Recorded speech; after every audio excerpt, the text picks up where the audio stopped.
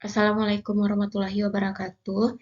Baiklah Bapak Ibu, kita lanjut lagi membahas soal latihan untuk persiapan menghadapi tes P3K tahun 2023. Ini sudah bagian yang ke-49.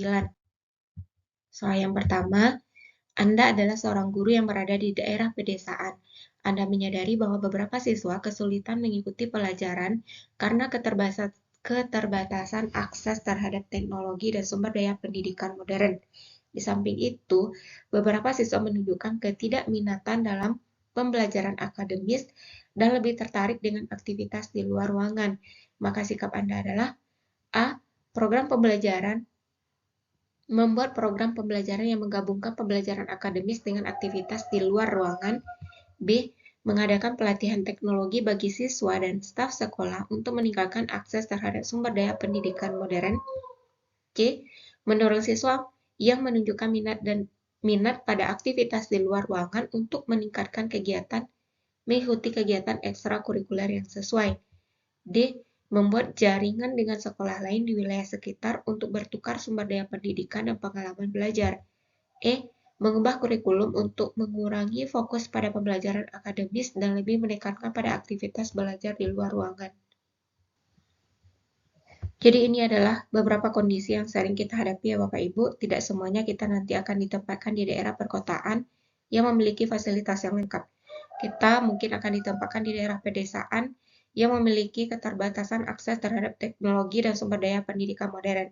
Sekolah yang tidak memiliki sinyal, belum memiliki infokus, belum memiliki komputer. Dan di samping itu, ternyata siswa kita memiliki ketertarikan terhadap aktivitas di luar ruangan. Maka sikap kita adalah, kita buat program pembelajaran yang menggabungkan pembelajaran akademis dengan aktivitas di luar ruangan. Jadi, memanfaatkan alam sekitarnya sebagai media pembelajaran, itu lebih tepat kita lakukan, karena kondisi kita yang tidak mendukung. Kemudian yang B, mengadakan pelatihan teknologi bagi siswa dan staf. Ini kurang tepat karena sekolah kita sendiri belum memiliki akses terhadap teknologi dan sumber daya modern tersebut. Yang C, mendorong siswa menunjukkan minat dan aktivitas di luar ruangan dengan kegiatan ekskul yang sesuai.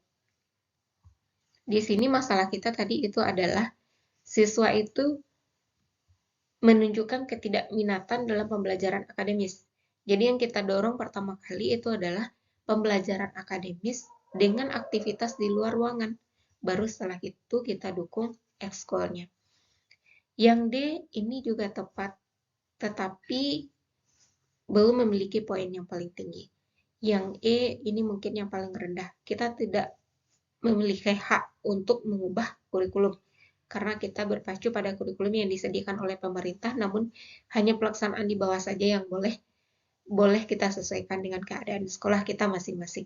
Jadi jawabannya itu adalah A.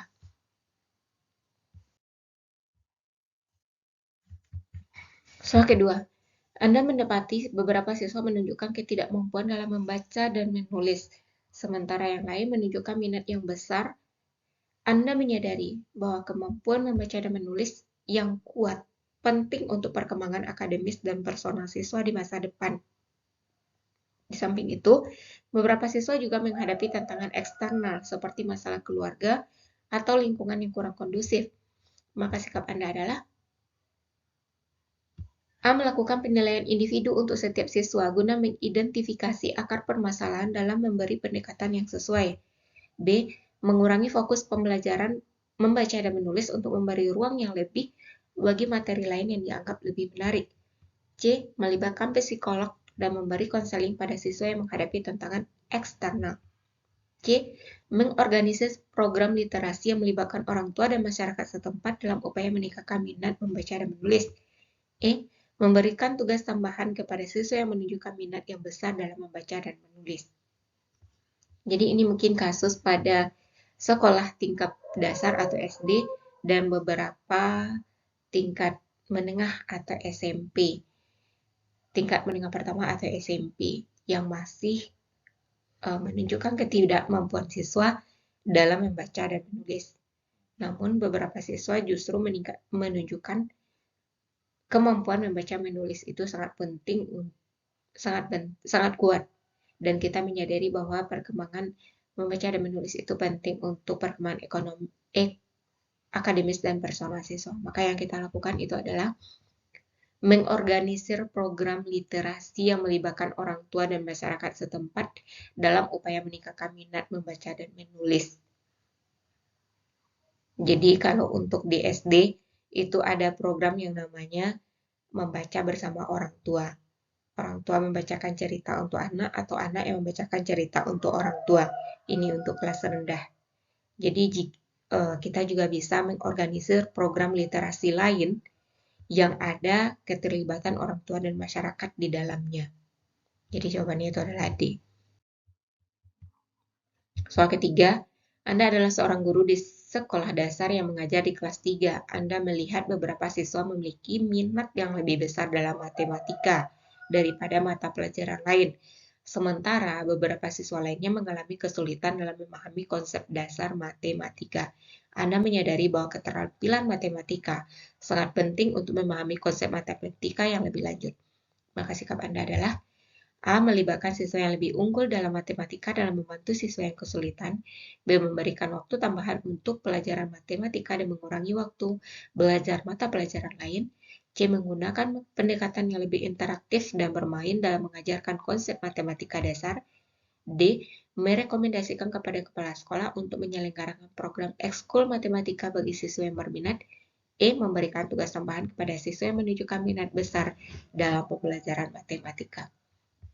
Jadi di sini separuh siswa kita menunjukkan minat yang besar dalam matematika, sementara sebagian yang lain mengalami kesulitan dalam memahami konsep matematika. Maka yang kita lakukan itu adalah menggunakan pendekatan yang lebih interaktif dan bermain dalam mengajarkan konsep matematika dasar, sehingga siswa yang memiliki minat yang besar ini tidak bosan dengan matematika, dan siswa yang mengalami kesulitan itu akan mudah memahami konsep dasar matematika, karena di sini dibuat lebih interaktif dengan permainan. Soal keempat, di sekolah yang Anda ajar, terdapat siswa yang memiliki latar belakang dan status sosial ekonomi yang beragam, mulai dari miskin hingga kaya. Kebetulan, di kelas tersebut, siswa yang tingkat ekonomi tinggi memiliki prestasi yang lebih tinggi dibanding siswa yang kelas ekonomi sosial bawah atau miskin. Sebagai guru, sikap Anda adalah A. Membiarkan prestasi belajar siswa dengan sosial ekonomi bawah yang rendah tersebut karena mereka malas. B. Memberikan nasihat agar siswa dengan sosial ekonomi bawah lebih rajin lagi belajar karena agar prestasi belajarnya tidak kalah dengan siswa lainnya. C. Memberikan saran kepada siswa dengan status ekonomi bawah membentuk kelompok belajar untuk meningkatkan prestasinya. D. Memberikan motivasi berupa pemberian reward kepada siswa dengan status sosial ekonomi bawah menjadi lebih termotivasi untuk belajar lebih giat. E. Berusaha melakukan asesmen mengenai penyebab prestasi belajar yang rendah untuk merancang intervensi agar prestasi siswa dengan status ekonomi bawah meningkat. Jadi jawabannya itu adalah E. Mengapa bisa terjadi siswa dengan status sosial ekonomi tinggi yang memiliki prestasi belajar yang lebih tinggi di kelas? Dan mengapa kejadiannya sebaliknya? Pasti ada faktor yang menyebabkan. Maka kita berusaha melakukan asesmen mengenai penyebabnya. Mengapa prestasi belajar rendah untuk siswa dengan tingkat ekonomi yang rendah. Kemudian kita rancang intervensi agar prestasi siswa dengan status ekonomi sosial yang bawah itu juga bisa meningkat. Jawabannya adalah E. Soal kelima, Anda adalah seorang guru yang memiliki siswa dengan gaya belajar yang beragam. Beberapa siswa belajar lebih baik menggunakan pendekatan visual, sementara yang lain lebih responsif terhadap metode auditori atau kinestetik. Anda juga menyadari beberapa siswa mengalami kesulitan belajar dan membutuhkan bantuan tambahan. Maka sikap Anda adalah A. Menggunakan berbagai jenis materi ajar, termasuk gambar, audio, dan permainan untuk mengakomodir gaya belajar yang berbeda. B. Mengarahkan siswa yang mengalami kesulitan belajar untuk mencari bantuan di luar sekolah. C. Menerapkan pendekatan pengajaran yang seragam untuk seluruh kelas tanpa memperhatikan gaya belajar individu. D. Melibatkan orang tua dalam proses pendidikan dengan cara menyelenggarakan pertemuan dan diskusi secara berkala. E. Memberikan tugas tambahan kepada siswa yang memiliki keterampilan akademis yang lebih tinggi untuk memotivasi siswa yang lain. Jadi di sini gaya belajar anak kita yaitu banyak, ada yang audio, visual, dan kinestetik. Maka kita harus sesuaikan pembelajaran kita dengan gaya belajar tersebut. Kita harus bisa mengakomodir seluruh gaya belajar siswa kita. Nah, ini ada dalam pembelajaran berdiferensiasi. Demikian saja Bapak Ibu pembahasan saya pada video kali ini. Semoga bermanfaat dan semoga Bapak Ibu lulus P3K tahun ini. Amin amin ya robbal alamin. Demikian saja. Assalamualaikum warahmatullahi wabarakatuh.